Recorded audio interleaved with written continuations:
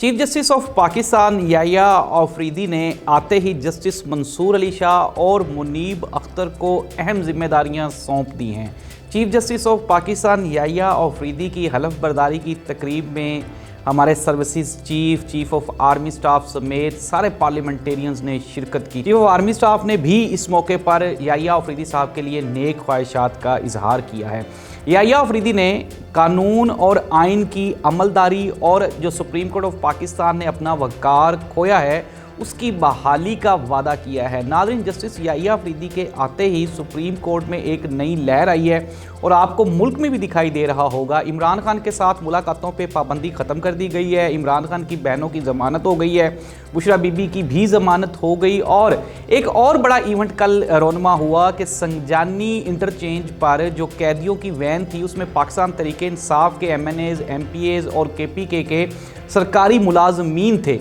उसके ऊपर नकाबपोश मुसल्ला अफराद ने हमला किया। ये हमला क्या वाकया ही पाकिस्तान तहरीक इंसाफ के शर्त पसंद अनासिर की तरफ से किया गया या फिर इसमें हुकूमत इन्वॉल्व थी? ये क्या सीन हुआ, ये हम बताने जा रहे हैं आपको आज के प्रोग्राम में।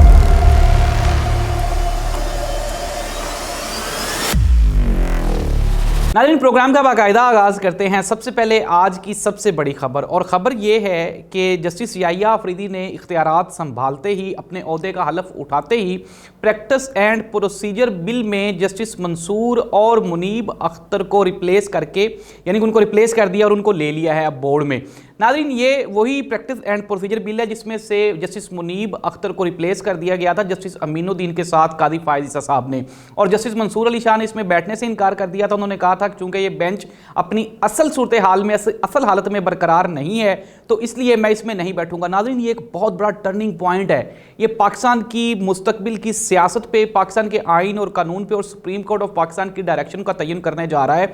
आप ये देखें कि वो लोग जो ये सोच रहे थे कि जस्टिस मंसूर अली शाह, मुनीब अख्तर रिजाइन कर जाएंगे, याह्या आफरीदी मानेंगे नहीं, हलफ नहीं उठाएंगे, तो जस्टिस अमीनुद्दीन साहब को ले आया जाएगा। लेकिन जजिस ने, मैंने आपको कल एक ब्रेकिंग न्यूज़ दी थी, मैंने कहा था कि जस्टिस याह्या आफरीदी, मंसूर अली शाह और जस्टिस मुनीब अख्तर ये तीनों एक पेज पर हैं और ये पेज हुकूमत के लिए फ़ायदेमंद नहीं है। जस्टिस याह्या आफरीदी का शुमार पाकिस्तान के उन जजिस में होता है जो कि इंतहाई पढ़े लिखे जज हैं और उनकी समझ किसी को भी नहीं आती अनटिल अनलेस के, जब तक कि वो अपना फैसला ना लिख दे। नाज़रीन, ये एक बड़ी तब्दीली होने जा रही है पाकिस्तान के आइनी और अदालती निज़ाम में। जस्टिस याह्या आफरीदी के आने से जो एक पॉजिटिव एक वेव उठी है पाकिस्तान में, इसको आप अब लंबा चलता हुआ देखेंगे। मैंने आपको पहले भी कहा था कि पाकिस्तान तहरीक इंसाफ का जो इलेक्शन में धांधली वाला केस है वो भी पेंडिंग पड़ा हुआ है। पाकिस्तान तहरीक इंसाफ की रिजर्व्ड सीट्स वाला केस भी पेंडिंग पड़ा हुआ है। इमरान खान की ज़मानत, इमरान खान की रिहाई, पाकिस्तान तहरीक इंसाफ के ऊपर पाबंदी, ये मुस्तकबिल के वो केसेस हैं जिनके लिए पाकिस्तान की जो मौजूदा हुकूमत है उनको मनपसंद जजिस दरकार थे। उन्होंने 26वीं आईनी तरमीम करके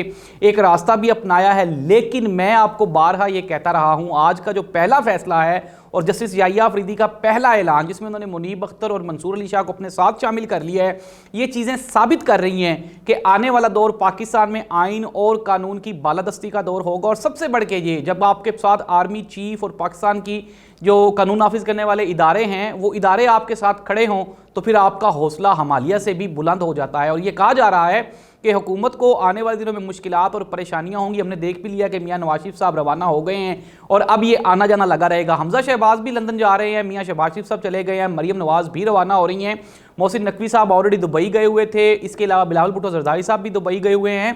तो नाज़रीन, ये जो पाकिस्तान में तेज़ी से रूनमा होती हुई सियासी तब्दीलियां हैं ये आपको आइंदा चंद दिनों में डाइवर्ट होती हुई, कन्वर्ट होती हुई दिखाई देंगी और आप देखेंगे कि जो चीज़ें सिस्टम से हट गई थी वो आपको वापस सिस्टम पर दिखाई देंगी।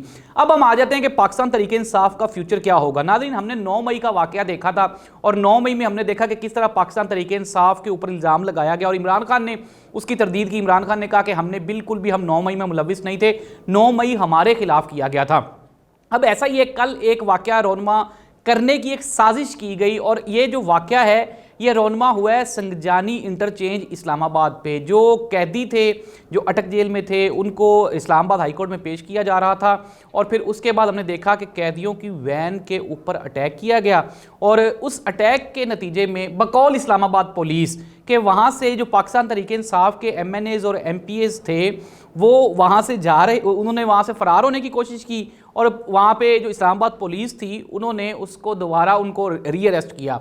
जबकि पाकिस्तान तहरीक इंसाफ का मौक़िफ़ इसके बिल्कुल बरअक्स आया। शेख वकास अकरम ने कहा, उन्होंने तफसीलात बताई, उन्होंने कहा कि ये पूरे का पूरा एक ड्रामा है, हमारे खिलाफ एक प्लानिंग की जा रही है, एक साजिश हमारे खिलाफ रची जा रही है जिसमें ये साबित किया जा सके कि पाकिस्तान तहरीक इंसाफ खुदा न खास्ता कोई इंतशारी जमात है। उन्होंने इसके अलावा अली अमीन गंडापुर का एक वाज़ेह बयान आया, उन्होंने कहा कि अगर मेरे MPA MNAs को, मेरे पार्लियामेंटेरियंस को, मेरे सरकारी मुलाजम को अगर कुछ भी हुआ तो उसके ज़िम्मेदार या तो IG पंजाब होंगे या IG इस्लामाबाद होंगे और पंजाब हुकूमत होगी। तो नाज़रीन जाहिर सी बात है, अब हम आ जाते हैं ये जो कल वाक़या हुआ उसके आपको मैं जो हिडन स्टोरी है मैं आपको वो बता देता हूँ। नाज़रीन हमने और आपने देखा है कि इस्लामाबाद में जब पाकिस्तान तहरीक इंसाफ ने जलसा करना था, जब KPK से अली अमीन गंडापुर आते थे, उनके साथ पूरी मशीनरी होती थी, लेकिन इसके बावजूद भी उनको इस्लामाबाद में दाखिल नहीं होने दिया जाता था। ऐसी बड़ी ताकत को रोक लिया जाता था। लेकिन आप ये बताएं कि जब पुलिस की कैदियों की 2 गाड़ियां हों, फिर उसके साथ भी भारी नफरी हो पुलिस की, ऐसी सूरत हाल में क्या कोई 7 या 8 लोग वो आके हमला करेंगे वैन पे और आके कैदियों को छुड़वा के ले जाएंगे? जिस तरह अतात आलड़ ने कहा कि ये कोई फिल्मी सीन थोड़ा ही है, तो हम भी यही कह रहे हैं नाज़रीन, ये फिल्मी सीन नहीं है। अगर एक और चीज़ वो बड़ी आसान होती है हुकूमत के लिए, और अगर आप चाहते हैं कि आप इस वाक़े को बेहतर तरीके से इन्वेस्टिगेट कर सकें तो इसकी जियो फेंसिंग करवा लें। आप नाज़रीन ये देखें कि जब पाकिस्तान में खुदा न ख्वास्ता कुछ दहशतगर्दी के वाक़यात होते हैं तो उसमें दहशतगर्दों तक को पकड़ लिया जाता है, उनके मुआविनीन को पकड़ लिया जाता है। तो आज 24 घंटे गुजर जाने के बावजूद ना ही तो वो जो नकाबपोश लोग थे ना ही वो पकड़े गए और ना ही आज अभी तक हुकूमत कोई इस मामले को सीरियस ले रही है। अब मैं आपको बता देता हूँ हुआ क्या है। नाज़रीन ये वही सफ़ेद पोश लोग हैं जो अमूमन पार्लियामेंटेरियंस को उठाते हैं, अगवा करते हैं। इसका ना ही तो किसी एजेंसी के साथ कोई तल्लुक़ है, ये डायरेक्ट पाकिस्तान मुस्लिम लीग नून और पीपल्स पार्टी के लोग हैं जो ये चाहते हैं कि पाकिस्तान तहरीक इंसाफ, इमरान खान और इस्टेब्लिशमेंट इनके दरमियान बातचीत ना हो सके। प्रोग्राम को कंक्लूड करते हैं।